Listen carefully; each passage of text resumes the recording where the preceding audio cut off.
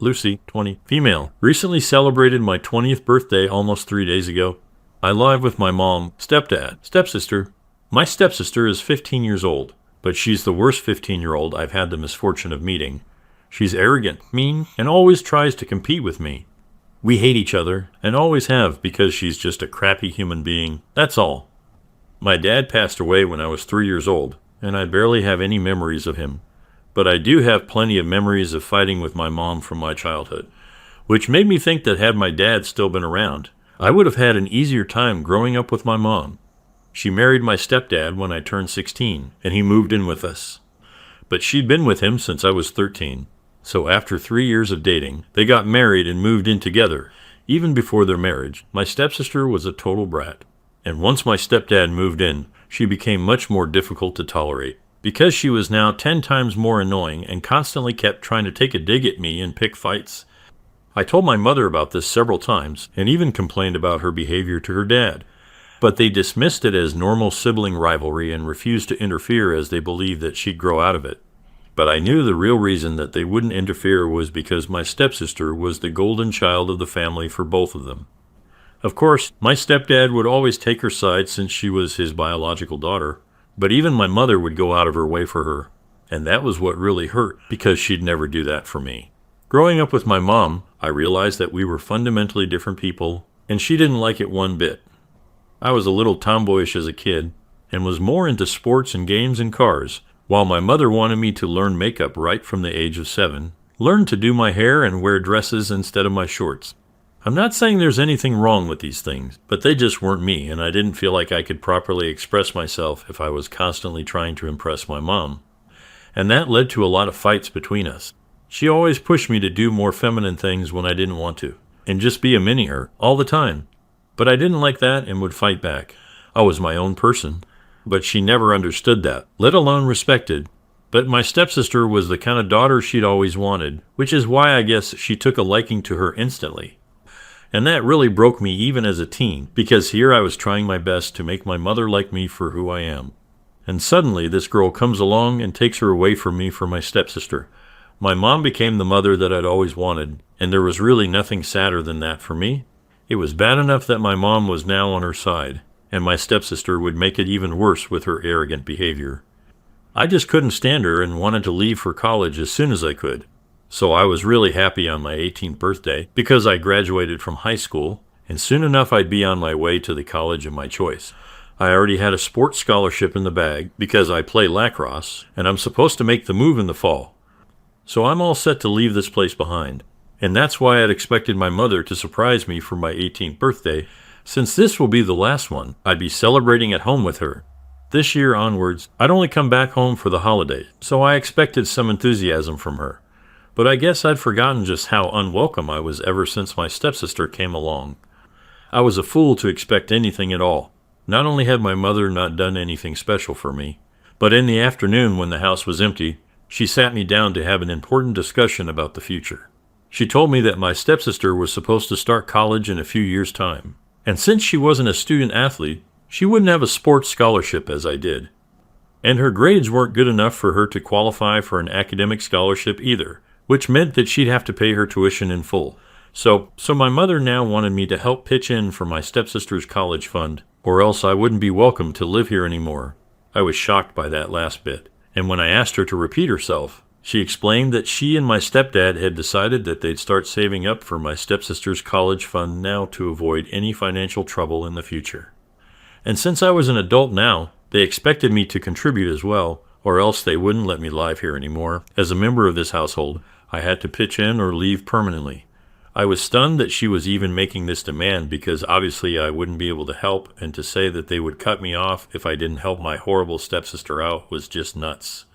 I couldn't believe that my mother was saying this, and I could literally feel my stomach drop because of how serious she seemed about this. I didn't know what to say to her at that point, and I definitely didn't want to fight with her. So I told her I needed some time to think and went back to my room. My mom's a nurse and my stepdad is a pediatrician. Both of them work at the same hospital, and that's how they met as well. I don't know what their exact income is, but I'm sure they make enough money to support my stepsister without getting me involved and making me support her as well. It was just ridiculous that she even asked me to contribute. And for someone who doesn't even like me, I had my stepsister and I had a good relationship. Then I might have even considered it. But she was a horrible human being and I hated her. So why on earth would I contribute to her college fund? It didn't make any sense. Also, I was going away to college myself in a few months, so I don't know how exactly she expected me to send money when I myself would need them to send me money, even if, hypothetically, I did get a job there and started working to support myself. It seemed unfair to ask me to pitch in for my stepsister when I would probably need that money for personal use. I couldn't even say no because of the threat of getting kicked out, since I would definitely want to come back for the holidays and didn't want to stay on campus throughout the year. And I don't know if I'd even get approval for that. I'd basically be homeless once I'm done with college. And that was a terrifying thought. I mulled this over in my head and came to the conclusion that there was just no way I could make this work. And neither was this fair for me. But instead of arguing with my mother, I decided to talk to my grandparents this time. I didn't want to negotiate with my mom, only to be let down in the end. And honestly, I just didn't think the argument would even be worth it. She was never going to see my side. And she'd always only think about her favorite, not me. My mom had basically forbidden me from speaking to my grandparents. Her parents, my dad's parents, live out of state and were just occasionally in touch. She said that my grandparents were fragile and didn't need me troubling them, and I was only allowed to talk to them about safe topics, and I could only visit them with her, never unsupervised. I'd once dropped by their house unannounced in my junior year to spend time with them on my own, but when I came back and told Mom she'd been hysterical, and I decided not to visit them by myself again, because I didn't need that drama. I'd had a nice time at that place, though, and they didn't seem very sickly or fragile to me. But I didn't want to cross my mother, so I'd follow the rules she'd set for interacting with my grandparents until now. However, that day I knew that I would have to break the rules and go speak to them if I wanted them to help me convince my mother. My grandparents were probably the only people in the world who could force my mother to do something. And this time, I really needed them on my side to avoid getting kicked out, because there was just no way I was getting a job and working through college, only to pitch in for my horrible stepsister's college fund. So after a while, I decided to talk to my mother, and somehow get her to repeat the conditions she'd set for me, so that I could record her saying it. I love my grandparent, and I know they love me. But since I was going to them to ask for help to stand up against their own daughter, I thought it would be in my best interest to make sure I had all the proof I needed so that they'd believe me. I kept the sound recorder on and spoke to my mother, asking her to tell me exactly what she expected of me. Once I was in college and she repeated herself, she sounded exasperated, but thankfully she didn't think much of it and didn't seem to suspect a thing. Then I told her I was going out with my friends and I'd tell her my decision once I was back home. She seemed okay with that, and because it was my birthday. She didn't push much either and let me go. So then I went straight to my grandparents' house a few streets away and told them everything. And by everything, I mean everything.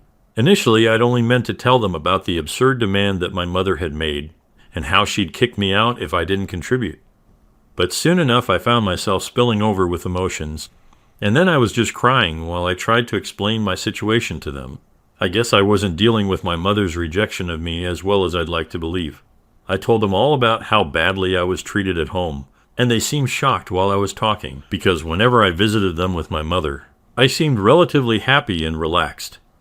But that was just a front that I was forced to put on, because my mother didn't want my grandparents to worry about me or her, because they were too old and sick. Honestly, I never bought that theory, because my grandparents were just in their early 60s and looked absolutely healthy to me. I feel like the only reason my mother didn't want me to talk to them and be around them was because she was afraid that I'd blurt out the truth about her someday, and her parents would get to know how she'd been mistreating me, her own daughter, for the sake of her stepdaughter.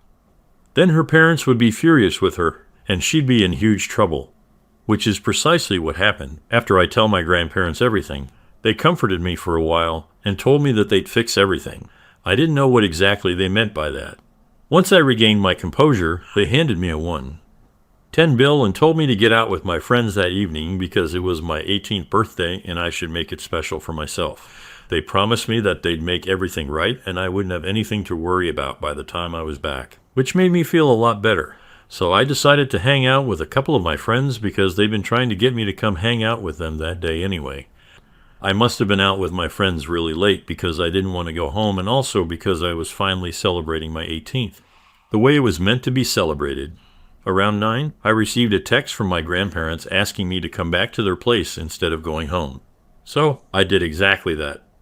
Surprisingly, I hadn't received any texts or calls from my mother even then, which was strange because if my grandparents had spoken to her regarding what I told them that day, then she would have been dying to confront me about it. So it seemed a little weird that she was so eerily silent. I went back to my grandparents' house at 10 and one side freshened up. My grandparents sat me down and told me that they'd talked to my mother and now I had nothing to worry about. They told me that they'd asked my family to leave the house they'd been living in so that they could transfer the ownership to me. Apparently, that house had been a wedding gift from my grandparents to my parents, and they'd been living there ever since. But today, once they learned how my mother had been treating me, they realized that they needed to do something about this. They talked to her and asked her nicely to take back whatever she'd said to me and treat me better.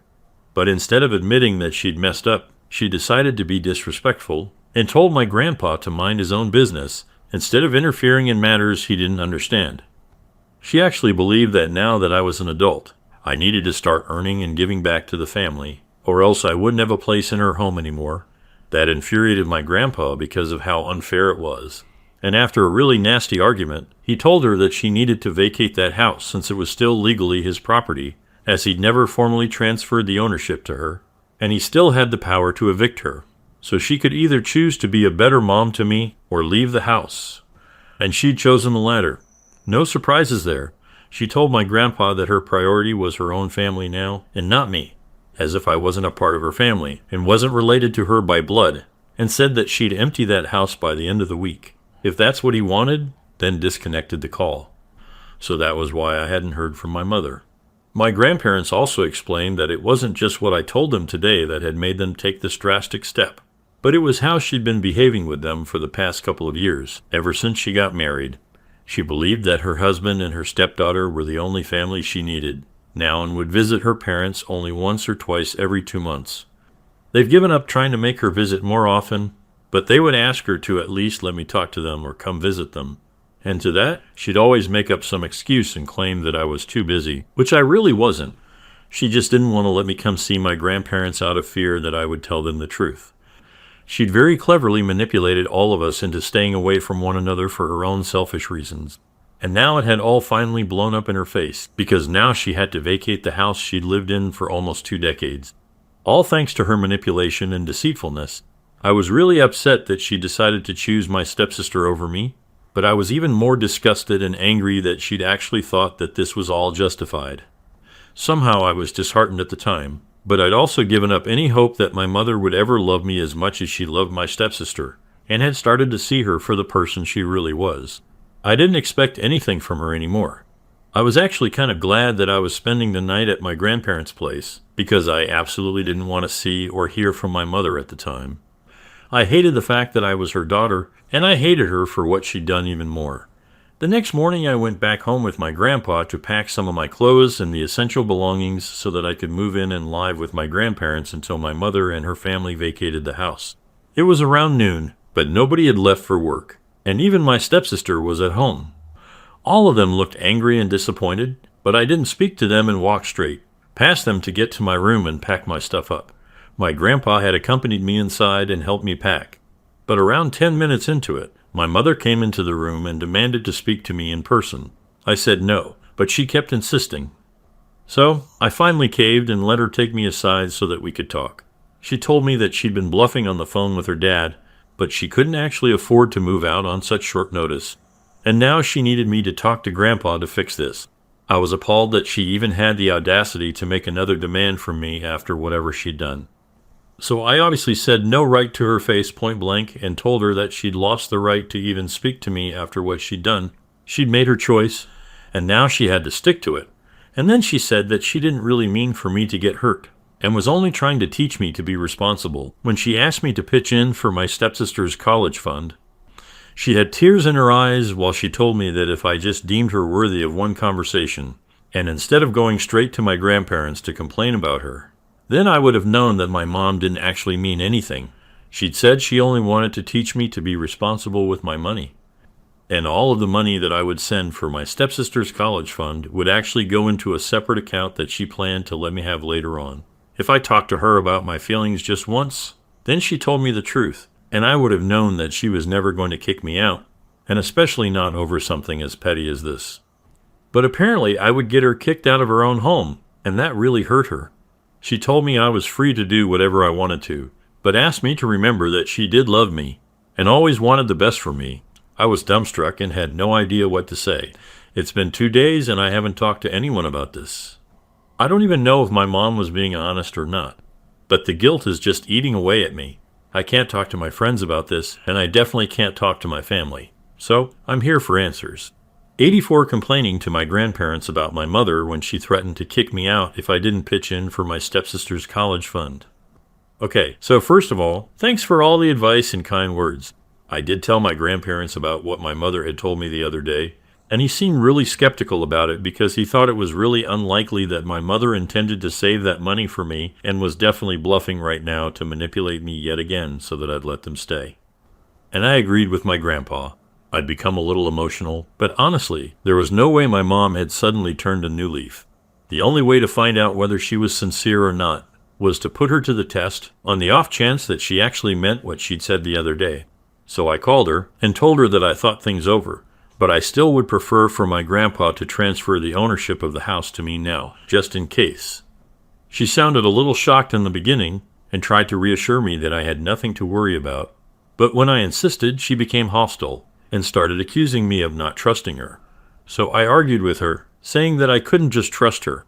All of a sudden, after years of being treated badly, and she ended up snapping at me, telling me to go to hell, and that she didn't even want a daughter like me in the first place. And that just proved what I'd already known, that my mom was just being nice, out of the blue so that she wouldn't get evicted. And my grandparents and I would let her own the house legally. Well, too bad she showed me her true colors, so that's not happening anymore. She can go to hell for all I care, but she doesn't want a daughter like me. Fine. She won't have me as a daughter anymore because I sure as hell wouldn't want a mother like her. Update to the legal process is finally complete, and the house is now officially mine. My mother has already started the process of moving out.